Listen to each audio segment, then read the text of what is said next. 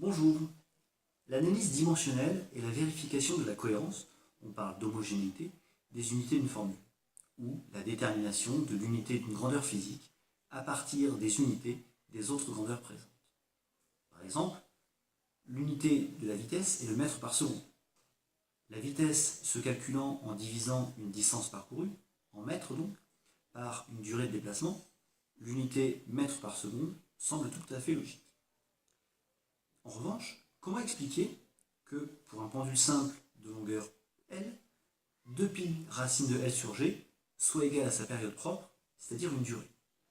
Comment expliquer également l'unité joule pour toutes les formes d'énergie, quelles qu'elles soient, et ce malgré la différence des formules permettant de les calculer?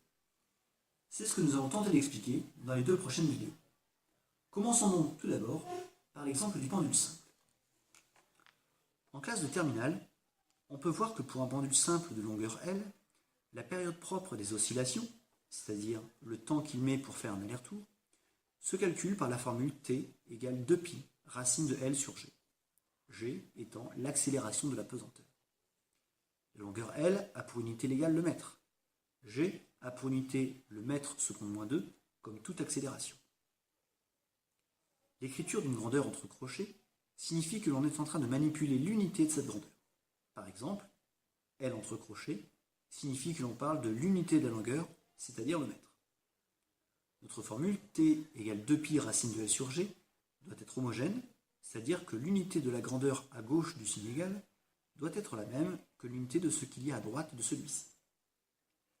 Ainsi, l'unité de la période T est la même que l'unité de 2π racine de L sur G. 2π étant une valeur mathématique, il n'a pas d'unité.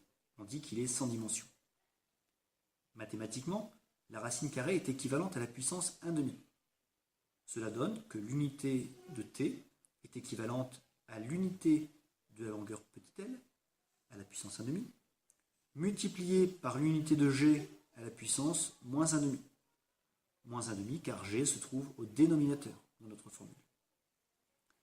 Ainsi, l'unité de t est donc le mètre puissance 1/2 multiplié par le mètre seconde moins 2 à la puissance moins 1/2. En appliquant la puissance moins 1/2 à tous les termes à l'intérieur de la parenthèse, cela donne que l'unité de t est équivalente à des mètres puissance 1/2 multiplié par des mètres puissance moins 1/2 multiplié par des secondes moins 2 à la puissance moins 1/2. Mètre puissance 1/2 multiplié par mètre puissance moins 1/2, cela donne une grandeur sans dimension. Et des secondes moins 2 à la puissance moins 1/2, cela donne simplement des secondes.